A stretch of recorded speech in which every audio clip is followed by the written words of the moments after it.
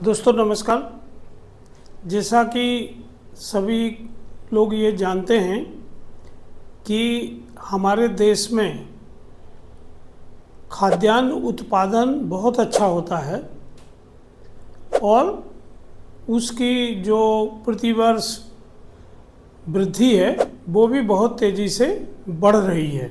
पिछली साल की तुलना में इस साल लगभग 7% अधिक खाद्यान्न हमारे किसानों ने उत्पादित किया।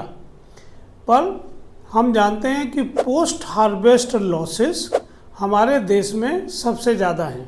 तो इसका मतलब क्या है? इसका मतलब ये है कि जब खलिहान से खाद्यान्न, फल, सब्जी और दूसरे कृषि उत्पाद बाज़ार में बिकने आते हैं तो बाज़ार में बिक के उपभोक्ता तक पहुँचते पहुँचते उसमें बहुत सारा लॉस हो जाता है। और ये जो नुकसान होता है ये किसी प्राकृतिक आपदा की वजह से नहीं होता है। ये इसलिए होता है कि हमारे यहाँ इतनी बड़ी मात्रा में जो खाद्यान्न उत्पन्न होता है उसको पोस्ट हार्वेस्ट में हैंडल करने के लिए पर्याप्त इंफ्रास्ट्रक्चर नहीं है, अधोसंरचना नहीं है।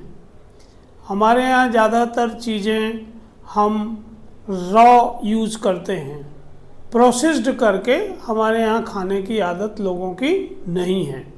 इसलिए आप देखेंगे कि कुल उत्पादन का 2% से कम खाद्यान्न ही प्रोसेस्ड होता है। और एशिया महाद्वीप के देशों में भी अगर हम देखें तो भी हमारा स्थान बहुत नीचे आता है। एशिया के दूसरे जो देश हैं, China, Japan, Thailand, Indonesia, Malaysia, यहाँ बहुत बड़ी मात्रा में प्रोसेस्ड फूड होता है जिससे खाद्यान्न को पोस्ट हार्वेस्ट लॉसेस में बचाया जाता है और लंबे समय तक उनकी सेल्फ लाइफ बढ़ जाने की वजह से उपभोक्ताओं के काम में वो चीज़ें आती हैं। तो भारत सरकार हमेशा से ये कोशिश करती रही है कि पोस्ट हार्वेस्ट लॉसेस को कम किया जाए। और अगर पोस्ट हार्वेस्ट लॉसेस को कम करना है तो हमें एग्री प्रोसेसिंग की तरफ जाना पड़ेगा। फूड स्टोरेज के लिए इंफ्रास्ट्रक्चर विकसित करना होगा और कोल्ड चेन बनाना होगी जिसमें कोल्ड स्टोरेज, रेफ्रिजरेटर बेन्स और दूसरे जो तकनीकी साधन उपलब्ध हैं उनका उपयोग करना होगा। अब ये बहुत कैपिटल इंटेंसिव परियोजनाएं होती हैं, मतलब इसमें बहुत ज़्यादा हमें मशीन, ज़मीन और इंफ्रास्ट्रक्चर खड़ा करने में पैसा लगाना पड़ता है और धीरे धीरे ही इसका रिटर्न हमें मिलता है। तो ज़्यादातर जो इन्वेस्टर हैं, जो उद्यमी हैं, वो इसमें अपना पैसा नहीं लगाते हैं। तो भारत सरकार जहाँ ऐसे कामों के लिए एग्रीकल्चर इंफ्रास्ट्रक्चर डेवलपमेंट फंड से लोन देती है जो विदाउट कोलेटरल मिलता है, दूसरी तरफ एफपीआई कोल्ड चेन योजना के तहत 10 करोड़ रुपए तक की सब्सिडी भी उपलब्ध कराई जाती है। तो आप जानना चाहेंगे कि ये सब्सिडी किसको मिलती है, कौन ले सकता है इसका लाभ। तो इसके लाभ के लिए हमें ऐसे लोगों में से एक होना पड़ेगा जिनकी पात्रता इसमें आती है। तो आवेदन जो कर सकते हैं वो किसान कर सकते हैं, उद्यमी कर सकते हैं, पार्टनरशिप फर्म बना सकते हैं, प्राइवेट लिमिटेड कंपनी बना सकते हैं, एलएलपी बना सकते हैं, या किसानों का संगठन एफपीओ बना सकते हैं और कोऑपरेटिव सोसाइटी बना के भी आप इसका लाभ ले सकते हैं। तो अगर आप इन सब कैटेगरी में आते हैं तो आप इस योजना के तहत लाभ लेने का प्रोजेक्ट तैयार कर सकते हैं। तो इसमें मुख्य रूप से कौन सी परियोजनाओं को पैसा मिलता है, कौन से प्रोजेक्ट इसमें सम्मिलित होते हैं। तो इसमें सबसे पहले है प्री कूलिंग यूनिट, दूसरा है रेफ्रिजरेटेड बेन, तीसरा है कोल्ड स्टोरेज, फिर है इंडिविजुअल क्विक फ्रीजिंग सेंटर, फिर है कंट्रोल्ड एटमॉस्फेयर स्टोरेज और है इरेडिटेशन, जिसमें आधुनिक तरीके से हम फल सब्जियों को एरिटेट करके उसके कीटाणु रहित उनको कर देते हैं, क्योंकि जब हम कोई चीज़ एक्सपोर्ट करते हैं तो हमें ये रेडिएशन करना पड़ता है। तो हमें ये पता होना चाहिए दोस्तों कि इस योजना का लाभ लेने के लिए हमारी किस तरह की वित्तीय स्थिति होनी चाहिए और हमें कहाँ तक परियोजना का कितना प्रतिशत सब्सिडी मिलेगी। तो सामान्य क्षेत्रों में हमें 35% तक की सब्सिडी मिलेगी, जो अधिकतम 10 करोड़ रुपए हो सकती है। जैसे किसी योजना की लागत यदि मान लीजिए 100 करोड़ है तो उसमें 10 करोड़ की सब्सिडी आपको मिल सकती है।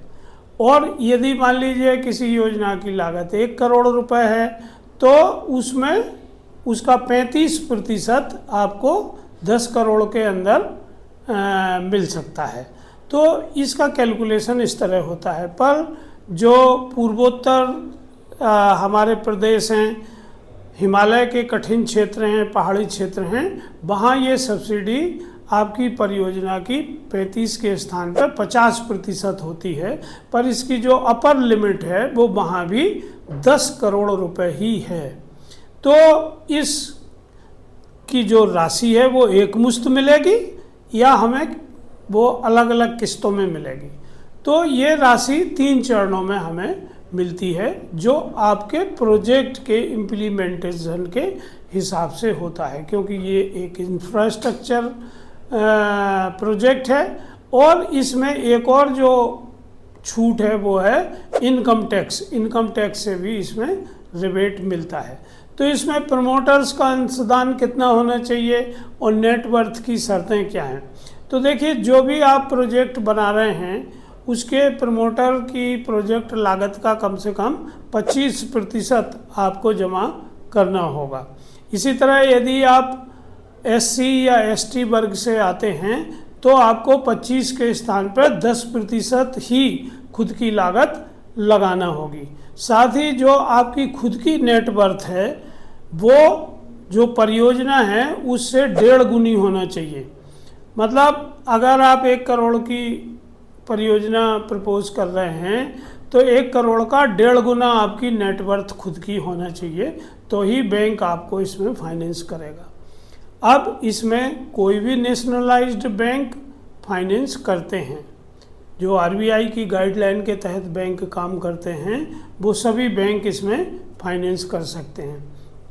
तो इसके लिए क्या करना होता है, इसके लिए हमें डिटेल प्रोजेक्ट रिपोर्ट बनाना पड़ती है। तो डिटेल प्रोजेक्ट रिपोर्ट बनाने के लिए मार्केट में सब्जेक्ट मैटर स्पेशलिस्ट हैं, ये संस्थाएं भी हैं और व्यक्ति भी हैं जो कंसल्टेंसी का काम करते हैं। उनसे आप एक डिटेल प्रोजेक्ट रिपोर्ट बना सकते हैं और अपने बैंक में ऑनलाइन उसको सबमिट कर सकते हैं या ऑफलाइन बैंक के ब्रांच में जाके आप उसको दे सकते हैं। तो कितने दिन में ये योजना आपको पूरी करना होगी, तो अगर आपको पूरी सब्सिडी लेना है तो शुरू करके 24 महीने के अंदर इसको पूरा करना होगा। और यदि आप पहाड़ी क्षेत्र में हैं तो इसको 30 महीने में आपको पूरा करना होता। तो अगर आप चाहते हैं कि आप इस तरह की किसी परियोजना में पैसा लगाना चाहते हैं और आप इसके बारे में और कोई जानकारी चाहते हैं तो आप कर्मा सेतु प्लेटफॉर्म पर संपर्क कर सकते हैं, अपनी क्वेरी कमेंट्स में लिख सकते हैं। इस वीडियो को उन सब लोगों तक आप पहुंचाएं जो इस तरह की परियोजनाओं में इंटरेस्टेड होते हैं। तो दोस्तों, मिलते हैं अगले वीडियो में एक और योजना और उसकी जानकारियों के साथ। नमस्कार, धन्यवाद। Don't forget to like and subscribe.